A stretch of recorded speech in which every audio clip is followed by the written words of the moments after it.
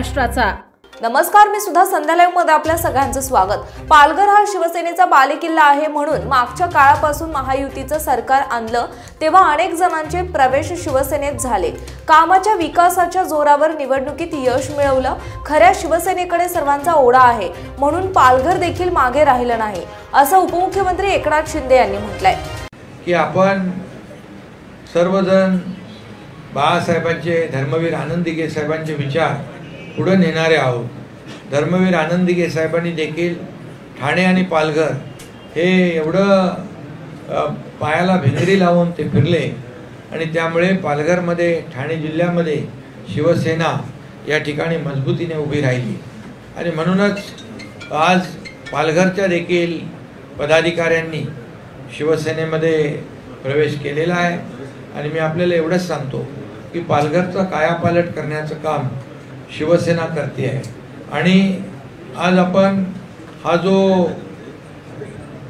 वरळी वर्सोवा जो समुद्रावरचा ब्रिज करतोय तो पुढे आपण दहिसर म्हणजे भाईंदर ते विरारपर्यंत घेऊन जाणार आहे आणि विरार ते तुमच्या पालघरपर्यंत पुढे न्यायचं आहे। त्यामुळे तुमचा प्रवास आता तुम्हाला खूप वेळ लागला नाही यायला, आता एकदम शॉर्टकटमध्ये जोरात याल, लवकर याल। अजून काही लोक इकडे ट्रॅफिक मध्ये आहेत, त्यामुळे हा अगदी तुमच्यासाठीच प्रशस्त असा महामार्ग आपण करतोय आणि म्हणून तुम्ही योग्य निर्णय घेतलात। तुम्हाला मी मनापासून शुभेच्छा देतो, मनापासून आपलं सगळ्यांचं अभिनंदन करतो। राहुल काय म्हणाले, कोणाला लागली घरघर उभाटाला, उभाटाला लागली घरघर आणि खाली झालं पालघर। त्यामुळे मी आपल्याला एवढंच सांगतो की शिवसेना दिलेला शब्द पाळते आणि आपण कार्यकर्त्याच्या मागे उभं राहणारे सर्व कार्यकर्ते, पदाधिकारी आहात। सगळ्यांना मनापासून शुभेच्छा।